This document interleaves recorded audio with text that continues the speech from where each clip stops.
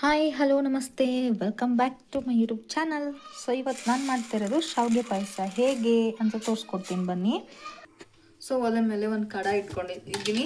So ಇದಕ್ಕೆ ಇವಾಗ ಒಂದು 2 ಸ್ಪೂನ್ ತುಪ್ಪ ಹಾಕ್ತಿದ್ದೀನಿ.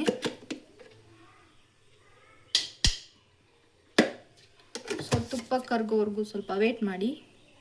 ಸೊ ನೋಡಿ, ತುಪ್ಪ ಕರಗ್ತಾ ಇದೆ. ಸೊ ನನ್ನ ಚಾನಲ್ನ ಯಾರೆಲ್ಲ ಸಬ್ಸ್ಕ್ರೈಬ್ ಮಾಡದೆ ನೋಡ್ತಿದ್ದೀರಾ, ಪ್ಲೀಸ್ ಸಬ್ಸ್ಕ್ರೈಬ್ ಮಾಡ್ಕೊಂಡು ನೋಡಿ.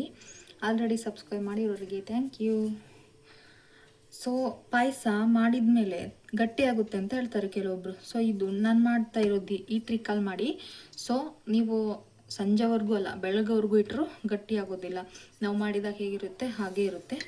ಸೊ ನೋಡಿ, ತುಪ್ಪ ಕರ್ಗೋಗಿದೆ. ಇವಾಗ ನಾನಿಲ್ಲಿ ದ್ರಾಕ್ಷಿ, ಗೋಡಂಬಿ, ಬಾದಾಮಿ ತೊಗೊಂಡಿದ್ದೀನಿ. ಇವಾಗ ಇದು 3 ಹಾಕಿ ಫ್ರೈ ಮಾಡಿಕೊಳ್ಳುವ.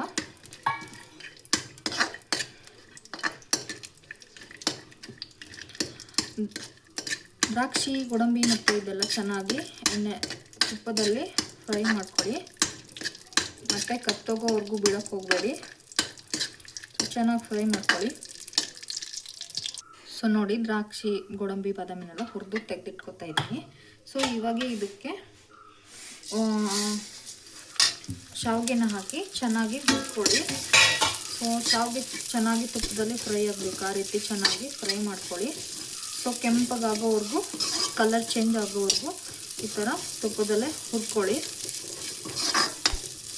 ಸೊ ಎಂಡ್ವರೆಗೂ ನೋಡಿದರೆ ನಿಮಗೆ ಯಾವ ಥರ ಮಾಡೋದು ಹೇಳಿ ಗೊತ್ತಾಗುತ್ತೆ. ಸೊ ಸ್ಕಿಪ್ ಮಾಡ್ಕೊಂಡು ವಿಡಿಯೋನ ನೋಡೋಕೆ ಹೋಗಬೇಡಿ. ಸೊ ಟ್ರಿಕ್ಕೆಲ್ಲ ಸಿಗೋದಿಲ್ಲ ಆ ಥರ ಮಾಡೋಕ್ಕೋದ್ರೆ. ಸೊ ನೋಡಿ, ಇಷ್ಟು ಚೆನ್ನಾಗಿ ಇದು ಕಲರ್ ಚೇಂಜ್ ಆಗಬೇಕು, ಅಲ್ಲಿವರೆಗೂ ಹುರ್ಕೊಳ್ಳಿ.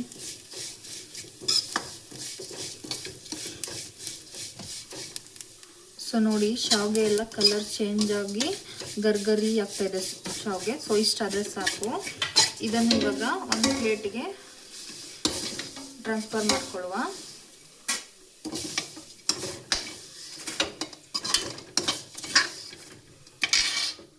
ಸೊ ಇದೇ ಪಾತ್ರೆಗೆ ಇವಾಗ ನೀರು ಹಾಕ್ಕೊಳ್ಳುವ, ಎಷ್ಟು ಬೇಕಾಗುತ್ತೆ ಅಷ್ಟು.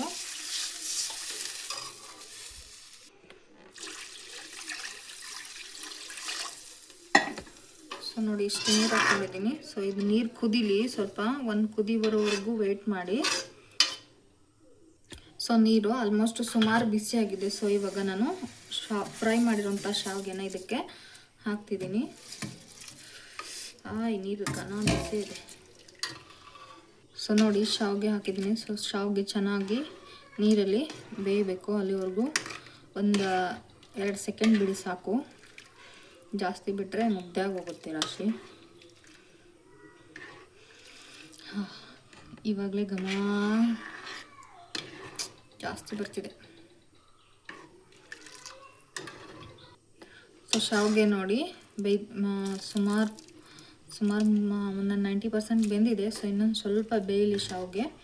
ನೋಡಿ, ಕಾಣ್ತಾ ಇರ್ಬೋದು ನಿಮಗೆ, ನೋಡಿ. ಸೊ ಇನ್ನೊಂದು ಸ್ವಲ್ಪ ಶಾವಿಗೆ ಬೇಯಲಿ, ಅಲ್ಲಿವರೆಗೂ ವೆಯ್ಟ್ ಮಾಡುವ. ಸೊ ನೋಡಿ, ಶಾವಿಗೆ ಬೆಂದಿದೆ ಫೈನಲ್ ಆಗಿ. ಸೊ ನಾನು ಇದಕ್ಕೆ ಇವಾಗ ಸಕ್ಕರೆ ಮತ್ತು ಏಲಕ್ಕಿನ ಪುಡಿ ಮಾಡಿ ಇಟ್ಕೊಂಡಿದ್ದೀನಿ. ಸೊ ಸಕ್ಕರೆ ಹಾಕಿ ಜಾಸ್ತಿ ಕುದಿಸಬಾರ್ದು, ಹಾಗಾದರೆ ಮಾತ್ರ ನೀವು ನಾಳೆವರೆಗೂ ಇಟ್ಟರು ನಾವಿವಾಗ ಮಾಡಿದ ಹೇಗೆ ತೆಳ್ಳಗಿದೋ ಹಾಗೆ ಇರುತ್ತೆ. ಸೊ ಸಕ್ಕರೆ ಹಾಕಿ ನೀವು ಜಾಸ್ತಿ ಕುದಿಸಿದ್ರಿ ಅಂದರೆ ಪಕ್ಕ ಗ್ಯಾರಂಟಿ ಇದು ದಪ್ಪ ಆಗುತ್ತೆ. ಸೊ ನೋಡಿ, ನಾನು ಸಕ್ಕರೆ ಹಾಗೆ ಏಲಕ್ಕಿನ ಪುಡಿ ಮಾಡಿ ಇಟ್ಕೊಂಡಿದ್ದೀನಿ. ಟೇಸ್ಟಿಗೆ ಎಷ್ಟು ಬೇಕು, ನಾನು ಜಾಸ್ತಿ ಸಕ್ಕರೆ ಹಾಕ್ತಾಯಿಲ್ಲ, ಮೀಡಿಯಮ್ ಸ್ವಲ್ಪನೇ ಹಾಕೋ. ಸೊ ನೋಡಿ, ಇಷ್ಟೇ, ಜಾಸ್ತಿ ಹಾಕೋಕ್ಕೆ ಹೋಗಬಾರ್ದು.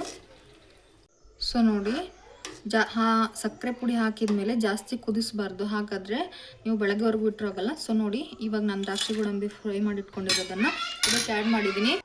ಸೊ ನೋಡಿ, ಈ ರೀತಿ ಆಗಿದೆ. ಇವಾಗ ಇದಕ್ಕೆ 1 ಲೋಟ ಹಾಲನ್ನ ಹಾಕ್ತಿದ್ದೀನಿ. ಸೊ ಹಾಲು ಹಾಕೋದ್ರಿಂದನೂ ಗಟ್ಟಿ ಆಗೋದಿಲ್ಲ ಇಟ್ಟರೆ, ಹಾಗಾಗಿ ಇವಾಗ ಒಂದು ಕುದಿಸಿದ್ರೆ ಶಾವಿಗೆ ಪಾಯಸ ರೆಡಿ. ಸೊ ನೋಡಿ, ಲೈಟಾಗಿ ಒಂದು ಕುದಿ ಬರ್ತಾಯಿದೆ, ಇಷ್ಟು ಬಂದರೆ ಸಾಕು. ಸೊ ಇವಾಗ ಶಾವಿಗೆ ಪಾಯಸ ರೆಡಿ. ಸೊ ನೀವು ಮರೆಯದೆ ಟ್ರೈ ಮಾಡಿ, ಹೇಗಿತ್ತು ಅಂತ ಮರೆಯದೆ ಕಮೆಂಟ್ ಮಾಡಿ. So thank you. ನೋಡಿ, ಸೊ ನೆಕ್ಸ್ಟ್ ವಿಡಿಯೋದಲ್ಲಿ ಸಿಗ್ತೀನಿ. ಅಲ್ಲಿವರೆಗೂ ಟಾಟಾ, ಬಾಯ್ ಬಾಯ್.